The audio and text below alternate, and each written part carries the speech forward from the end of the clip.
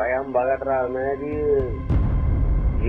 योगी का नंबर चल रहा था। योगी नंबर नहीं है भैया, ये केरला से नंबर है। ये थोड़ा चेक करो, बाद में कॉल करो। नहीं पता, वो फोन पे आ रहा था इनका नंबर, डायरेक्ट नंबर नहीं मालूम। യോഗി ആദിത്യനാഥിന്റെ നമ്പർ ആണെന്ന് കരുതി തലങ്ങും വിലങ്ങും നിത്യേന നിരവധി കോളുകളാണ് ഇദ്ദേഹത്തെ അന്വേഷിച്ചുകൊണ്ടെത്തുന്നത്. सर जी शिकायत हेल्पलाइन नंबर है? योगी जी का हेल्पलाइन नंबर नहीं है। जी जी जी सर, यहाँ मोबाइल में देखे वो उस पर बता रहे थे ये नंबर। मालूम नहीं है भाई, हम केरला आदमी है। അതായത് യോഗിയുടെ നമ്പർ ഞാൻ പറയാം 945444404444. അതിൽ 95 എന്നുള്ള 94 എൻ്റെ നമ്പറാണ്. എന്നെ തെറി പറയാനുണ്ട് ഭയങ്കരമായിട്ട്. ഡെയിലി തെറി വെക്കും ഞാൻ. മുഖ്യമന്ത്രിയുടെ മൊബൈലിൽ വിളിച്ച് ഇത്ര തെറി പറയോ എന്ന് ഞാൻ വിചാരിക്കും. കാര്യം അവർക്ക് യാതൊരു പ്രശ്നവുമില്ല. പലപ്പോഴും തിരിച്ചു പറയാൻ ശ്രമിക്കാറുണ്ട്, യോഗിയല്ല ഞാൻ ബാബുവാണ് എന്ന് പറയാൻ ശ്രമിക്കാറുണ്ട്. പക്ഷെ പലപ്പോഴും പരാജയപ്പെടാറുണ്ട്. വേറെ ഓപ്ഷൻ ഇല്ല. യോഗിക്ക് എന്തായാലും നമ്പർ മാറ്റാൻ കഴിയില്ല. നിങ്ങൾ വേണം നമ്പർ മാറ്റിക്കോ എന്നാണ് പറയുന്നത്. നമസ്കാരം. BJP ഭരിക്കുന്ന ഉത്തർപ്രദേശിലെ മുഖ്യമന്ത്രിയായിട്ടുള്ള യോഗി ആദിത്യനാഥ് കേരളത്തിലടക്കം നിരവധി ആരാധകരുള്ള ഒരു രാഷ്ട്രീയ നേതാവാണ്. എന്നാൽ ഇതേ യോഗി ആദിത്യനാഥ് കാരണം തനിക്ക് ഉറക്കമില്ലാതായതിന്റെ കഥയാണ് കോഴിക്കോട്ടെ മാധ്യമപ്രവർത്തകനായ അൽ ബാബുവിന് പറയാനുള്ളത്. തെറ്റിദ്ധരിക്കേണ്ട, യോഗി ആദിത്യനാഥിന്റെ നമ്പർ ആണെന്ന് കരുതി തലങ്ങും വിലങ്ങും നിത്യേന നിരവധി കോളുകളാണ് ഇദ്ദേഹത്തെ അന്വേഷിച്ചുകൊണ്ടെത്തുന്നത്. ഹിന്ദി അറിയാത്തതിന്റെ ഒരു വലിയ ബുദ്ധിമുട്ടുണ്ട്. എന്നാൽ പോലും തനിക്ക് അറിയാവുന്ന മുറി ഹിന്ദിയിൽ കാര്യങ്ങൾ പറഞ്ഞ് താൻ യോഗി ആദിത്യനാഥ് അല്ല. എന്താണ് ഇത്തരത്തിൽ യോഗി ആദിത്യനാഥ് കാരണം താങ്കൾക്ക് ഉറക്കം നഷ്ടപ്പെടാനുണ്ടായ സാധ്യത? അതായത് എന്റെ നമ്പറുമായി ഒറ്റ നമ്പർ, അതായത് യോഗിയുടെ നമ്പർ ഞാൻ പറയാം 945444404444. അതിൽ 95 എന്നുള്ള 94 എന്റെ നമ്പറാണ്. അപ്പോൾ ആ ഒരു ചെറിയ ഒറ്റ നമ്പർ വ്യത്യാസമുള്ളൂ. ഈസി ആയിട്ട് ഡയൽ ചെയ്യാൻ പറ്റുന്ന ഒരു നമ്പർ എന്റേതാ. അതിൽ ഒരു 4 കയറി വരുന്നില്ല, തിരിച്ചും ചെറിയൊരു വ്യത്യാസം മാത്രം. അപ്പോൾ ഈ കൂടുതൽ 4 എനിക്ക് 7 4 യോഗിയുടെ നമ്പറിൽ 8 4 ആ ഒരു വ്യത്യാസം മാത്രമേ ഉള്ളൂ. അപ്പോൾ ഇത് ഞാൻ പല പരാതികൾ വരുമ്പോൾ, എനിക്ക് പരാതികൾ ഒരുപാട് ആളുകൾ അയച്ചു തരാറുണ്ട്. ഞാൻ ഹിന്ദിയിലാണ് അയച്ചു തരാറുള്ളത്. അപ്പോൾ ഹിന്ദിയിൽ കൺവേർട്ട് ചെയ്യാറുണ്ട്. പല പരാതിയൊക്കെ പോലീസ് സ്റ്റേഷനുമായി ബന്ധപ്പെട്ട് നീതി കിട്ടുന്നില്ല, അങ്ങനെ അത്തരം രീതിയിലേക്കൊക്കെയാണ് സാധനം വരിക. അപ്പൊ ഈ നമ്പറിൽ വിളിക്കാൻ ഞാൻ പറയും, ഞാൻ കൊടുക്കാറുണ്ട് സ്ഥിരമായിട്ട്, ഇതാണ് യോഗിയുടെ നമ്പർ എന്ന് പറയും. പക്ഷെ ആ നമ്പറിൽ റെസ്പോൺസ് ഇല്ലാത്ത സമയത്ത് എന്നെ തെറി പറയാനുണ്ട് ഭയങ്കരമായിട്ട്. ഡെയിലി തെറി വെക്കും ഞാൻ. ഡെയിലി. അയ്യോ, അമ്മയ്ക്കും അച്ഛനും വരെ ദിവസേന തെറി കേട്ടുകൊണ്ടിരിക്കുക. ഞാൻ തിരിച്ചെന്ത് പറയാമെന്ന് എനിക്കറിയാം. അതായത് പരാതികള് അവിടെ അറിയാലോ, മന്ത്രി, ഞാൻ എപ്പോഴും ആലോചിക്കും ഒരു മന്ത്രി അല്ലെങ്കിൽ മുഖ്യമന്ത്രിയുടെ മൊബൈലിൽ വിളിച്ച് ഇത്ര തെറി പറയോ എന്ന് ഞാൻ വിചാരിക്കും. കാര്യം അവർക്ക് യാതൊരു പ്രശ്നവുമില്ല തെറി പറയുന്നതിൽ. പരാതികൾ ഹിന്ദിക്കാരാണ്, അതായത് സാധാരണ മനുഷ്യന്മാരായിരിക്കും. പക്ഷെ അപ്പൊ എന്താണ് തെറി പറയുന്നത്? തെറി നല്ല രീതിയിൽ പറയും. എനിക്ക് തെറി പറയാൻ പറ്റത്തില്ല എന്ന് വെച്ചാൽ ഒരു മുഖ്യമന്ത്രിയുടെ നമ്പറാണ്. അപ്പൊ നമ്മൾ തിരിച്ചു പറഞ്ഞു കഴിഞ്ഞാൽ എന്തെങ്കിലും നാളെ അത് റെക്കോർഡ് ചെയ്ത് മുഖ്യമന്ത്രിയുടെ ഓഫീസിൽ ഇത്ര രീതിയിൽ തെറി പറഞ്ഞു വന്നാൽ നമുക്ക് നാളെ ഒരു ലീഗൽ പ്രശ്നങ്ങൾ ഉണ്ടാവാൻ സാധ്യതയുണ്ട്. അതുകൊണ്ട് തന്നെ ഒരു നമ്പർ മാത്രമേ വ്യത്യാസമുള്ളൂ. രാത്രി എനിക്കുള്ള ഒരു ഏറ്റവും വലിയ പ്രശ്നം എന്ന് പറഞ്ഞാൽ രാത്രി ഫോൺ ഓഫ് ചെയ്യാൻ കഴിയാത്തൊരവസ്ഥ ഉണ്ട്. നമുക്ക് പല കോളുകളും വരുന്നതാണോ. അപ്പോൾ പോലീസ് സ്റ്റേഷനിൽ ഞാൻ പോയി പറഞ്ഞപ്പോൾ എന്നോട് പറഞ്ഞു നമ്പർ ചേഞ്ച് ചെയ്യാൻ പറഞ്ഞു. ഞാൻ എനിക്ക് തോന്നുന്നു 10, 15, 20 വർഷമായിട്ട് ഉപയോഗിക്കുന്ന നമ്പറാണ്. അത് നല്ലൊരു ഫാൻസി നമ്പറാണ്. അത് ഒഴിവാക്കാനാണ് പറയുന്നത്. വേറെ ഓപ്ഷൻ ഇല്ല. യോഗിക്ക് എന്തായാലും നമ്പർ മാറ്റാൻ കഴിയില്ല. നിങ്ങൾ വേണം നമ്പർ മാറ്റിക്കോ എന്നാണ് പറയുന്നത്. ഇതിന് അപ്പോൾ ഞാനിത് പോലീസ് സ്റ്റേഷനൊക്കെ അറിയിച്ചപ്പോൾ ഇതുമായിട്ട് പരാതി കൊടുത്തിട്ടുണ്ട്. ഇങ്ങനെ നമ്പറുകൾ വരുന്നുണ്ട് എന്നുള്ള പരാതി കൊടുത്തിട്ടുണ്ട്. പല പരാതികളും രാത്രി അസമയത്താണ്. ഇവർക്ക് വിളിക്കുന്നതിന് സമയമൊന്നുമില്ല. അസമയത്ത് 2 മണി 3 മണിക്കൊക്കെയാണ് വിളിക്കുക. അത്തരം രീതിയിൽ ശരിക്കും ഞാൻ ബുദ്ധിമുട്ടിയിട്ടുണ്ട്. ഒന്ന് തെറിയായിരിക്കും, രാത്രികളിൽ വരുന്ന കോളുകൾ ചില അത്യാവശ്യമുള്ള കോളുകളായിരിക്കും രാത്രി വരിക. പല കരച്ചിലുകളൊക്കെ ഉണ്ടാവും, വിഷമങ്ങൾ ഉണ്ടാവാറുണ്ട്. അത്തരം ഒരു രീതി വല്ലാത്തൊരു വിഷമമാണ്. ഇപ്പൊ പറയാൻ മനസ്സിലാവുമല്ലോ ഈ സാറിന്. ആ ഒരു രീതിയിലേക്കാണ് എനിക്ക് വരുന്നത്. ഒറ്റ നമ്പറുള്ളൂ. പ്രേക്ഷകരോട് പറയാനുള്ളത്, ഇത് ഒരു നമ്പർ വ്യത്യാസത്തിലാണ്.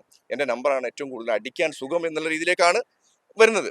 പലപ്പോഴും തിരിച്ചു പറയാൻ ശ്രമിക്കാറുണ്ട്, യോഗിയല്ല ഞാൻ ബാബുവാണ് എന്ന് പറയാൻ ശ്രമിക്കാറുണ്ട്. പക്ഷെ പലപ്പോഴും പരാജയപ്പെടാറുണ്ട്.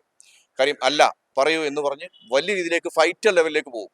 അതായത് നിങ്ങൾ തന്നെയാണ് മുഖ്യമന്ത്രിയുടെ ഓഫീസ് എന്ന് പറഞ്ഞത്? അതെ അതെ, മുഖ്യമന്ത്രിയുടെ ഓഫീസുമായിട്ട് ബന്ധപ്പെടാൻ വേണ്ടിയിട്ടുള്ള മുഖ്യമന്ത്രിയുടെ നമ്പറാന്ന് തോന്നുന്നത്, എനിക്കറിയില്ല. അപ്പം ഈ മുഖ്യമന്ത്രിയെ ചോദിച്ചാൽ വിളിക്കാം യോഗിജിയെ.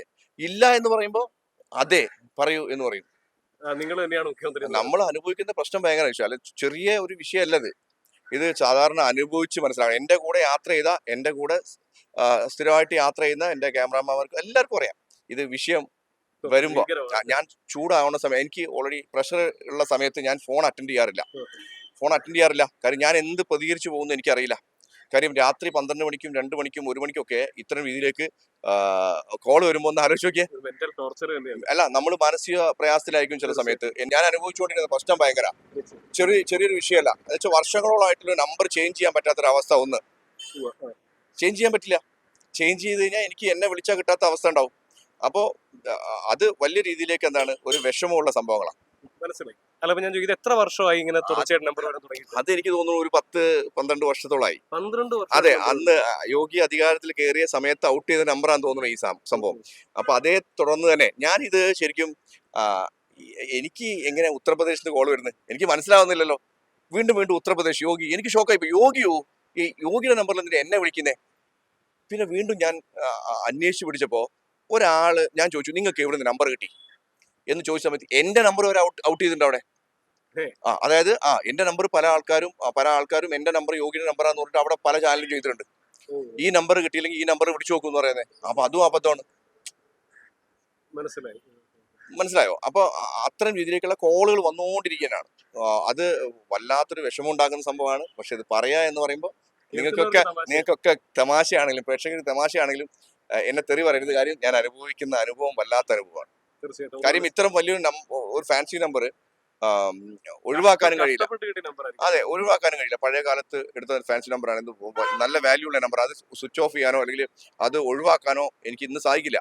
അത്രയും നല്ല നമ്പറാണ്, അറിയാലോ. അത്രയും ഫാൻസി നമ്പറാണ്. അപ്പം ഇതിന്റെ പ്രശ്നം എന്താ വെച്ച് കഴിഞ്ഞാൽ ഇത് എന്റെ സുഹൃത്തുക്കളോട് പലരും പറഞ്ഞായിരുന്നു, എങ്ങനെ അത് ചുമ്മാ പറയുന്നതായിരിക്കും എന്ന് വെച്ചു. പക്ഷെ അവർ പോലും എന്റെ കോൾ വരുന്ന സമയത്ത് അവർ ഷോക്കായി പോകും. സത്യമാണോ നീ പറഞ്ഞേ? എനിക്ക് വരെ ഞാൻ അറിയില്ലല്ലോ. ഞാൻ ബാബുവാണ്, കേരളത്തിൽ നിന്നാണ് സംസാരിക്കുന്നത് പറയുമ്പോൾ അവർ വിശ്വസിക്കില്ല ചില ആളുകൾ. പിന്നെ 2-3 കോൾ വരുമ്പോൾ ചിലപ്പോൾ നമുക്ക് എന്ത് ചെയ്യും, കട്ട് ചെയ്യേണ്ട അവസ്ഥ ഉണ്ടാവും. അപ്പോഴാണ് തെറി സ്റ്റാർട്ട് ചെയ്യുക. നല്ല പച്ചത്തെറി. എനിക്ക് തിരിച്ചിട്ട് എന്തൊക്കെയോ വിളിക്കും. എനിക്ക് ഭയങ്കര സങ്കടമാണ് ചില സമയത്ത് അവരുടെ ബുദ്ധിമുട്ടുകൊണ്ടായിരിക്കും വിളിക്കുന്നത്. കിട്ടാത്തൊരു അവസ്ഥ ഉണ്ടാകുമ്പോഴാണ് വിളിക്കുന്നത്. അവർക്കും നീതിക്ക് വേണ്ടിയിട്ടായിരിക്കുമല്ലോ വിളിക്കേണ്ടാവാം. പിന്നെ അതുപോലെ തന്നെ എന്റെ വാട്സപ്പ് ഞാൻ കാണിച്ചു തരാം. വാട്സപ്പിൽ ഫുള്ളാണ്. എന്നുവെച്ചാ ഈ ഉത്തർപ്രദേശിൽ നിന്നുള്ള പരാതികളുടെ കൂട്ടങ്ങളാ. ഉത്തർപ്രദേശിൽ നിന്നുള്ള പരാതികളുടെ കൂട്ടങ്ങൾ എന്ന് പറഞ്ഞു കഴിഞ്ഞാൽ എനിക്ക് ഹിന്ദി അറിയില്ല. കുറെ ഫോമുകളൊക്കെ ഞാൻ വായിക്കും. ചില ഇംഗ്ലീഷിലൊക്കെ എന്നോട് ഇപ്പൊ അടുത്ത് എന്തോ നിയമപരമായിട്ട് നിങ്ങളുടെ പേരിൽ കേസ് കൊടുക്കുന്നൊക്കെ പറഞ്ഞായിരുന്നു. എനിക്കറിയില്ല സംഭവം എന്താന്നുള്ളത്. അപ്പൊ ഞാനത് സൈലന്റ് ആയിട്ടിരിക്കുക. ഇപ്പൊ പരാതികൾ വരുന്നുണ്ട്, കോളുകൾ വരുന്നുണ്ട്. അതുപോലെ എനിക്ക് ഹിന്ദി കുറെയൊക്കെ പഠിച്ചു എന്ന് വേണം പറയാൻ. കേട്ട് കുറെ പഠിച്ചു. ഹിന്ദി എനിക്ക് അറിയില്ല. ഹിന്ദി അറിയായിരുന്നു. എന്തൊക്കെയോ മിസ്സിംഗ് ഒക്കെ ആയിട്ട് ലാസ്റ്റ് മിക്സിംഗ് ആയി പോയതാ. കുറച്ചൊക്കെ അറിയാം.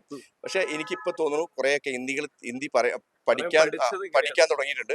കുറേശ്ശെ ഞാൻ ഇതിലൂടെ പഠിക്കാൻ തുടങ്ങി. ഇപ്പൊ ഇംഗ്ലീഷൊക്കെ പണം കൊടുത്ത് പഠിക്കൂ എന്ന് പറയുന്ന പോലെ ഹിന്ദി പണം കൊടുക്കാതെ പഠിക്കുന്നുണ്ട്. കോള് വരുന്നുണ്ട്. ഇതുമായിട്ട് ബന്ധപ്പെട്ട് ഇപ്പം ഞാൻ ചോദിക്കുന്ന ഒരു കാര്യം, ഉത്തർപ്രദേശിൽ നിരവധിയായിട്ട് കോളുകൾ വരും. ഇതുകൊണ്ട് ഇപ്പൊ ഇങ്ങനെയല്ലാതെ നിയമപരമായിട്ട് എന്തെങ്കിലും ബുദ്ധിമുട്ടുണ്ടായിരുന്നു?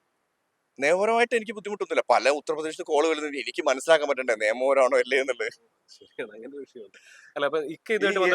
ഇതിന് വേറെ അത് അറിയിക്കേണ്ട ആളുകൾ അറിയിച്ചിട്ടുണ്ട്. ഇന്ത്യൻ എക്സ്പ്രസിലടക്കം ഞാൻ അറിയിച്ചിട്ടുണ്ട്. അവരൊക്കെ ചെയ്തതാണ്. അതേ തുടർന്ന് എന്നെ വിളിച്ചായിരുന്നു. എനിക്ക് തിരിച്ചു പറയാൻ കഴിയാത്ത അവസ്ഥയിലേക്ക് ഉത്തർപ്രദേശിൽ വിളിച്ചായിരുന്നു. തിരിച്ചു പറയാൻ കഴിയാത്ത അവസ്ഥയിലേക്ക് ഞാൻ ഫോൺ കട്ട് ചെയ്യുക ചെയ്തത്. എനിക്ക് മനസ്സിലാവുന്നില്ല. പിന്നെ ഉത്തർപ്രദേശിന് ഒരു പ്രത്യേകത ഉണ്ട്. ഉത്തർപ്രദേശിൽ ഹിന്ദി മാത്രമല്ല അവിടെ സംസാരിക്കുന്നത്. പല ഭാഷകൾ അടങ്ങിയ ഒരു സ്ഥലമാണ്. അറിയാലോ, ഉത്തർപ്രദേശിൽ പല ഭാഷകൾ. ഹിന്ദി മാത്രമാണ് നമുക്ക് പറഞ്ഞ് ചെറുതായിട്ടെങ്കിലും കൂടുതൽ ആളുകൾ കൊടുക്കാം. പക്ഷെ കൂടുതൽ ആളുകൾക്ക് പോലും മനസ്സിലാകാത്ത ഭാഷയിൽ പല മറാഠിയൊക്കെ ഉണ്ടാവും എനിക്ക് തോന്നുന്നു. അപ്പൊ അത്തരം രീതിയിലേക്കുള്ള ഭാഷകളാണ് ഉപയോഗിക്കുന്നത്. പിന്നെ വേറെ രസകരമായ സംഭവം എന്ന് പറഞ്ഞാൽ ഫോൺ എടുത്താൽ ജയ് ശ്രീരാമ പറയുള്ളൂ. അപ്പൊ ഫോൺ എടുത്തപാട് ജയ് ശ്രീരാം തിരിച്ച് ഞാൻ ജയ് ശ്രീരാം പറയും. അപ്പൊ വലിയ സന്തോഷാവും. വലിയ സന്തോഷമാവും. ജയ് ശ്രീരാം, ഓക്കെ, സാർ ജി എന്ന് പറഞ്ഞു തുടങ്ങും. പിന്നെ ഞാൻ പറയും ഞാനല്ല, ആളല്ല എന്ന് പറയും. ഇത് നീതി കിട്ടാത്ത ആളുകൾക്കൊക്കെ ഉണ്ടാവും. അല്ലെങ്കിൽ പല കസ്റ്റമർ കെയർ സെന്റർ ഉണ്ടാവില്ല. ഇപ്പൊ കേരളത്തിലെ നമ്പർ ഉണ്ട്, മറ്റുള്ള നമ്പർ കിട്ടാത്ത സാഹചര്യം ഉണ്ടാവും. അവർക്ക് അത്രയേറെ കോളുകൾ വരുന്നതായിരിക്കും. ചില സമയത്ത് സ്വിച്ച് ഓഫ് ചെയ്യുന്ന സമയത്തൊക്കെ പെട്ടെന്ന് അടിക്കാൻ പറ്റിയ നമ്പർ എന്നുള്ള ഞാൻ ആദ്യം വിചാരിച്ചത് എങ്ങനെയാണ് സംഭവം എന്നുള്ള കണ്ടീഷനിൽ ഞാൻ അങ്ങനെ ചിന്തിച്ചുകൊണ്ടിരുന്ന സമയത്താണ് യൂട്യൂബുകളുടെയും അവരുടെ ചാനലിന്റെ ഒക്കെ ലിങ്ക് എനിക്ക് കിട്ടിയത്. ആ സമയത്താണ് ഞാൻ ഇതാണല്ലോ പണി വന്നത്. അത് പണി വന്നപ്പോഴാണ് ഞാൻ ആലോചിച്ചത് ഇങ്ങനെ ഒരു പണി ഉണ്ട്, അതുകൊണ്ടാണ് വരുന്നത് എന്ന് മനസ്സിലായി. ഇന്നും ഇന്നലെയൊക്കെ ഇപ്പൊ എന്നും കോള് വരും. ഞാൻ ഇപ്പൊ കാണിച്ചു തന്നല്ലോ കോൾ രജിസ്റ്റർ. എനിക്ക് വരുന്ന കോളില് കൂടുതൽ ഉത്തർപ്രദേശ് നമ്പറാ. നമുക്ക് നമ്മുടെ നാട്ടിൽ നിന്ന് ആവശ്യത്തിന് വിളിക്കുന്നതിനേക്കാൾ കൂടുതൽ ആ വിളിക്കുന്നത്. ഉത്തർപ്രദേശ് നമ്പറാ. ഞാനപ്പോ കോൾ റേഡിയോ ഒക്കെ വെച്ചിട്ട് ഉത്തർപ്രദേശ് എന്ന് പറയുമ്പോൾ കട്ട് ചെയ്യും. പക്ഷെ അവർ വിടില്ല, പിന്നെ വിളിച്ചുകൊണ്ടിരിക്കും. ഇത് എടുത്തു പറഞ്ഞാലാണ് അവർക്ക് സമാധാനമാവുക. യോഗിയല്ല ഞാൻ, ഉം, ഉം. എന്നിട്ടും സമാധാനമാവാതെ ആവുമ്പോഴാണ് ഈ തെറി വിളിക്കുക. മനസ്സിലായി. അപ്പൊ എന്തൊക്കെയായാലും വലിയൊരു ബുദ്ധിമുട്ടാണ് ഈ പറയുന്ന ബാബുക്കൊക്കെ ഉണ്ടായിരിക്കുന്നത്. യോഗി ആദിത്യനാഥ് കാരണമല്ല, പക്ഷെ ആദിത്യനാഥിന്റെ നമ്പർ എന്ന് പറഞ്ഞുകൊണ്ട് നിരവധി പേര് അദ്ദേഹത്തെ വിളിക്കുന്നു. അപ്പൊ അത് കാരണം വലിയ വിഷമത്തിലാണ് കഴിഞ്ഞ 10-15 വർഷമായിട്ട് അദ്ദേഹം കഷ്ടപ്പെട്ട് തപ്പി ബുദ്ധിമുട്ടി എടുത്തൊരു നമ്പർ 10 വർഷമായിട്ടോ. കഷ്ടപ്പെട്ട് ബുദ്ധിമുട്ടി എടുത്തൊരു നമ്പർ, ഒരു ഫാൻസി നമ്പർ, അതാണെങ്കിൽ തനിക്ക് കളയാനും സാധിക്കുകയില്ല. എന്നാൽ അത് കാരണം ഇങ്ങനെ ഒരു ബുദ്ധിമുട്ടും ഉണ്ടാവുന്നു. എന്ത് ചെയ്യണം എന്നറിയാതെ വലിയ നിസ്സഹായതയിലാണ് ഒരു മാധ്യമപ്രവർത്തകൻ കൂടിയായിട്ടുള്ള ബാബുക്ക എന്നാണ് പറയാനുള്ളത്. കോഴിക്കോട് നിന്ന് നിഖിൽ കക്കാടത്ത്, മറുനാടൻ TV.